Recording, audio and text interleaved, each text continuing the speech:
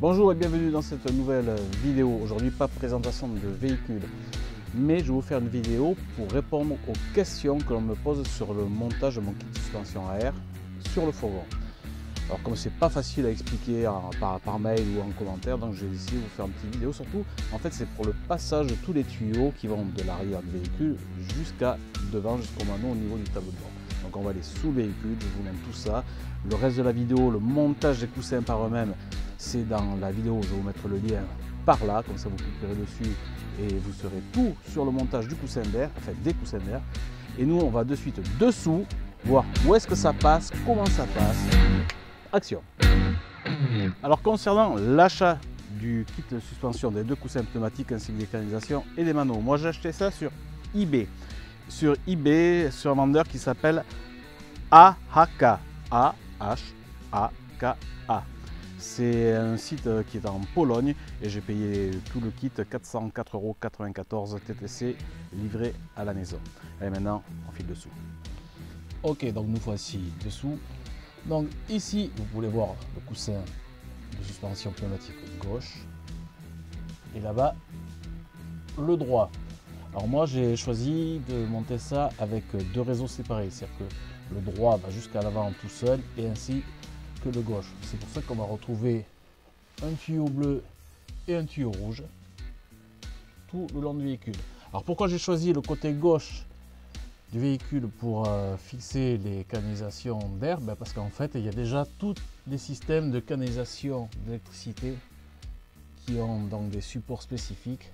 Donc c'est pour ça que je me suis servi de tout ça. Alors bien sûr, de là-bas, ça passe au niveau du châssis là-bas. On ne voit pas, mais ça rejoint ici. Donc de là, vous voyez, il y avait des colliers Colson. Alors bien sûr, j'aurais pu mettre ça dans de la gaine annelée, mais en fait, il n'y a pas de nécessité, quoi. C'est pas des tuyaux fragiles, quoi. Donc on continue, toujours pareil. On suit le châssis, on suit le châssis. Ici, vous pouvez voir la vidange d'eau que moi j'avais raccourci. Je vais vous mettre à l'endroit et on continue. J'espère que je ne bouge pas trop. On continue et on va arriver carrément au niveau de l'échappement. Là, je mets. Donc nous voici avec le tube d'échappement. Alors là, il passe au-dessus. En fait, il faut vraiment suivre le faisceau électrique. Il passe à l'intérieur de cette tôle où il y a des protections thermiques et il va ressortir à côté du réservoir de gasoil.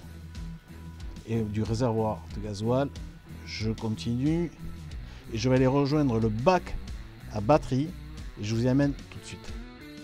Donc on poursuit le bac à batterie. Je vais essayer d'y mettre la main. Voilà, il est ici. Ça, c'est le bac où on retrouve la batterie du porteur. Donc moi, je me suis servi des vis qui sont d'origine pour fixer des petits supports à coller Colson, comme ça, mécanisation, elles sont toujours fixées.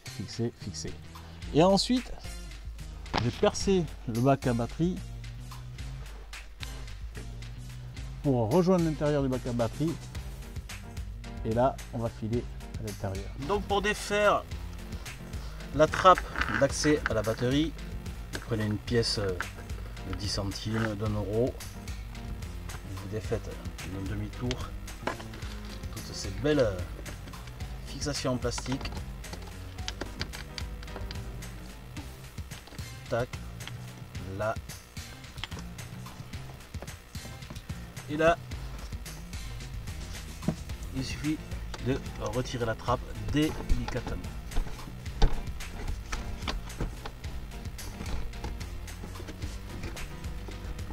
Délicatement. C'est toujours super chiant.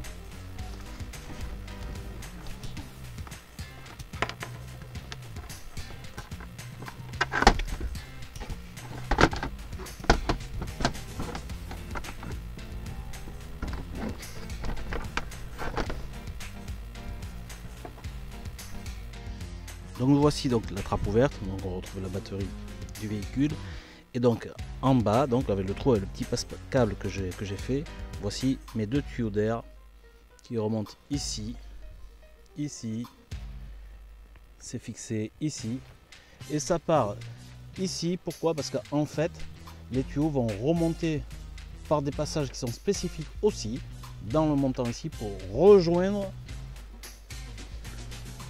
les manneaux ici. Donc pour tout simplement remonter les canalisations ici, ben, il suffit tout simplement d'enlever cette vis, il y en a une autre ici. Donc cette partie elle s'enlève.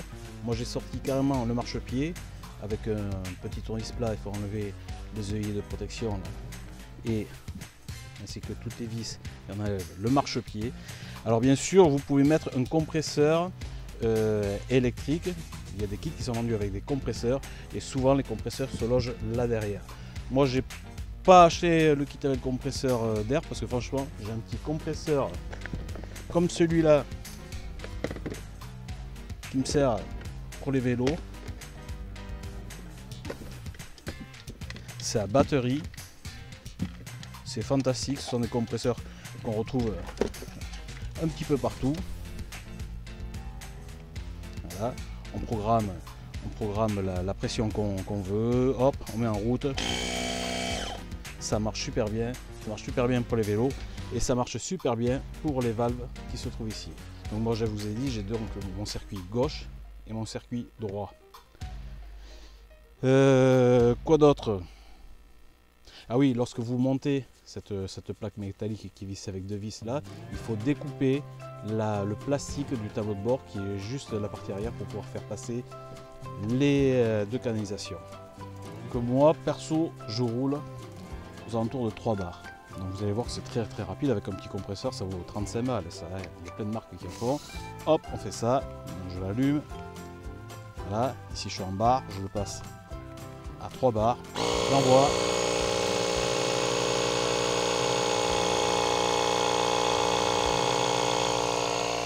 Et en plus ça s'arrête tout seul.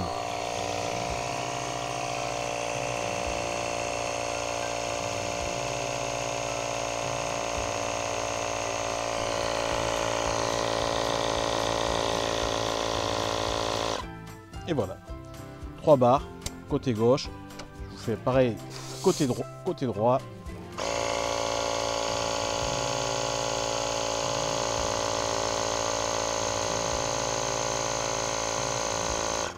Et voilà, ça s'arrête. Et franchement, 3 barres, c'est un confort de roulage qui est vraiment génial. Alors moi, j'ai mis 2 circuits séparés parce qu'il y en a qui mettent le circuit gauche et le circuit droit sur un Y. Donc il n'y a qu'un seul endroit de gonflage. Mais lorsque vous tournez, l'inertie fait que votre véhicule va s'écraser de la suspension côté droit, par exemple, lorsque vous tournez à gauche. Donc l'air du coussin droit va aller dans le coussin gauche, ce qui fait que votre véhicule va pencher. C'est pas ce qu'on recherche. C'est pour ça que moi j'ai voulu 2 circuits totalement indépendants. Voici donc pour le montage de tout simplement des canalisations, parce que j'ai eu beaucoup de demandes sur cette canalisation de suspension, par où ça passait. Je pense que j'étais assez clair. L'autre chose aussi, c'est concernant l'attache remorque. On m'avait posé pas mal de questions sur cet engin. Ben, en fait, c'est tout simplement une attache remorque qui permet de mettre un porte-vélo.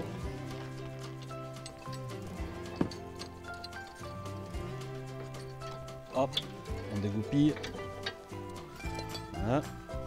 Et ça permet de tirer votre porte-vélo et surtout de pouvoir ouvrir les portes en fait. Parce que autrement, quand vous avez un porte-vélo, il ne se penche pas assez, vous ne pouvez pas ouvrir les portes. Ensuite, pour finir, vous me posez souvent des questions sur ma batterie lithium. Moi, c'est une batterie lithium que je me suis assemblée. J'ai acheté des éléments séparés, j'ai acheté un BMS, j'ai acheté une caisse pour mettre ma batterie. Je me suis fabriqué une batterie 12 volts 280 ampères parce que j'ai quand même quelques besoins électriques. Mais attention, on ne peut pas mettre une batterie lithium comme ça en lieu et place d'une batterie AGM plomb. Il faut vous assurer que votre DC-DC charge bien le lithium et ainsi que votre régulateur charge bien le lithium aussi. Et la troisième chose qu'on oublie souvent, c'est le chargeur intégré au véhicule, celui qui fonctionne lorsque vous branchez votre véhicule au 220 volts. Bien souvent, ils ne sont pas compatibles pour recharger la batterie lithium. Donc moi, sur mon véhicule, par chance, le DC-DC faisait lithium. Par chance, mon Solar 300, là, le panneau solaire, charge le lithium. Donc il suffit de déplacer les petits curseurs pour pouvoir charger une batterie lithium. Mais par contre, mon chargeur intégré au véhicule, il ne charge pas le lithium. Donc je me suis mis un chargeur annexe que je me suis acheté, que vous voyez ici, pardon, hop, c'est lui. C'est un chargeur qui va jusqu'à 20 ampères que je peux régler 5, 10, 15, 20 ampères, tout simple, que j'ai acheté ça sur un site marchand. Et comme ça, quand je suis branché, j'ai enlevé le fusible sur le chargeur du véhicule. Là, j'ai enlevé la fonction qui charge la batterie et j'ai tiré une alimentation de 120 volts pour le petit chargeur. Comme ça, quand on branche à l'extérieur, ça me charge ma batterie lithium. Bon, ben voilà ce qu'on pouvait dire donc sur ces questions que vous me posez, un petit récapitulatif des parties techniques. Et puis quant à nous, on se dit à très très vite pour une prochaine vidéo. Ciao, bye bye.